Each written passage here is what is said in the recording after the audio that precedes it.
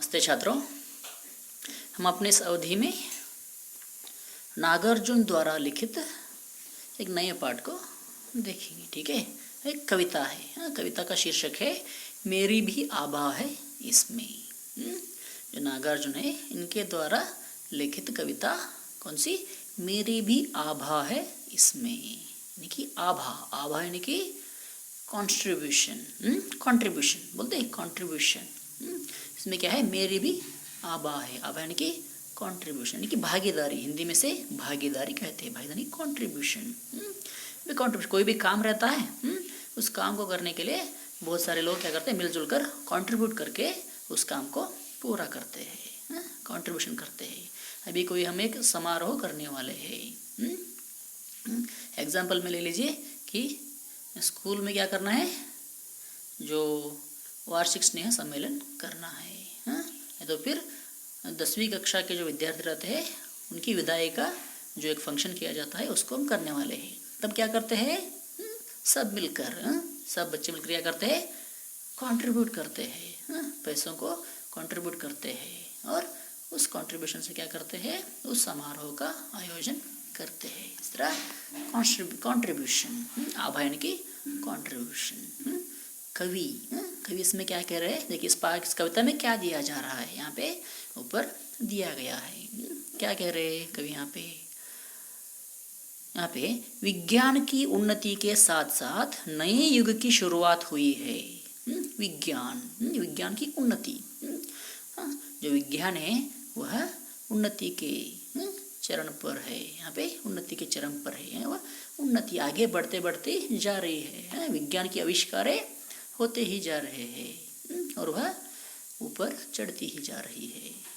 इसके साथ साथ विज्ञान की उन्नति के साथ साथ नए युग की शुरुआत हुई है। एक नया युग, न्यू जनरेशन, नया युग, उसकी शुरुआत हुई है। इस नए युग की सभ्यता संस्कृति में, जो नया युग है इसकी सभ्यता और संस्कृति, उसके कल्चर में भी नए आयाम दिखाई पड़ते हैं।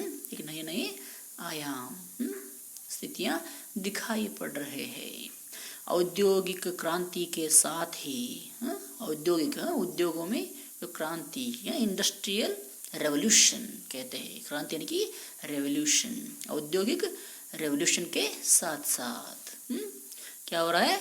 कृषि क्षेत्र में भी नित्य नए अनुसंधान और शोध कार्य हो रहे हैं। कृषि क्षेत्र में भी, जो एग्रीकल्चर का जो क्षेत्र है, उसके क्षेत्र में भी क्या हो रहा है? नित्य नए अनुसंधान और शोध कार्य। कृषि करने के लिए जो अलग अलग नए उपकरणों की जो इस्तेमाल हुए जा रहे हैं आजकल के ज़माने में। पहले तो कृषि सिर्फ क्या था? कुछ छोटे मोटे जो वस्तुओं के जरिए कृषि कार्य किए जा सकते थे। उदाहरण के लिए यहाँ पे पहले कृषि के लिए बैलों का इस्तेमाल करते थे, लेकिन आज क्या है?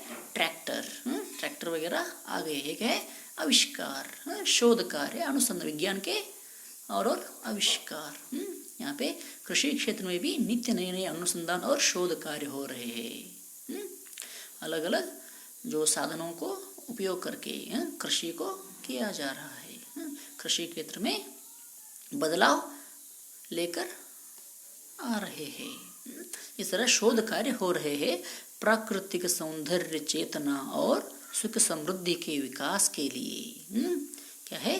प्राकृतिक सौंदर्य, प्रकृति सौंदर्य और चेतना और सुख समृद्धि के लिए, विकास के लिए कृषकों यानी कि कृषि कार्मिक, श्रमिकों, श्रमजीवियों से लेकर कवि, कलाकारों और प्रगतिशील चिंतकों आदि का योगदान अत्यंत महत्व रहता है। देखिए यहाँ पे कृषि क्षेत्र में ये जो अनुसंधान हो रहे हैं, शोध कार्य हो रहे हैं, उन सभी में क्या हो रहा है? अलग अलग व्यक्तियों के क्या है? और सब लोग क्या कर रहे हैं? यहाँ पे अपने अपने कार्य को कर रहे हैं। कृषकों, श्रमिकों लेकर कवि, कलाकारों तथा प्रगतिशील जो चिंतक होते हैं उनके द्वारा भी योगदान दिए जा रहा है। वह सब क्या है? बहुत ही महत्वपूर्ण योगदान है उनका। कवि स्वयं इस विशाल भूखंड की समृद्धि में, कवि क्या है, ये जो विशाल जो भूखंड है, जो ब्रह्मांड है, इसकी समृद्धि में उन सब के प्रतिनिधि के रूप में, सभी लोगों के प्रतिनिधि के रूप में अपनी भागीदारी की कंट्रीब्यूशन, मैं भी क्या हूँ, इसमें एक भागीदार हूँ, कंट्रीब्यूटर हूँ, इस तरह कहते हुए सुनिश्चित करते हैं, अपनी भागीदारी सुनिश्चित करते हैं। भागीदारी कवि के शब्दों में आभा यानी कि भागीदारी, उनका भी कंट्रीब्यूशन इसमें है। इस ब्रह्मांड को समृद्ध बनाने के लिए मेरे भी कंट्रीब्यूशन है, इस तरह कह रहे। प्रत्येक मानव के योगदान से ही कोई महान कार्य संपन्न होता है।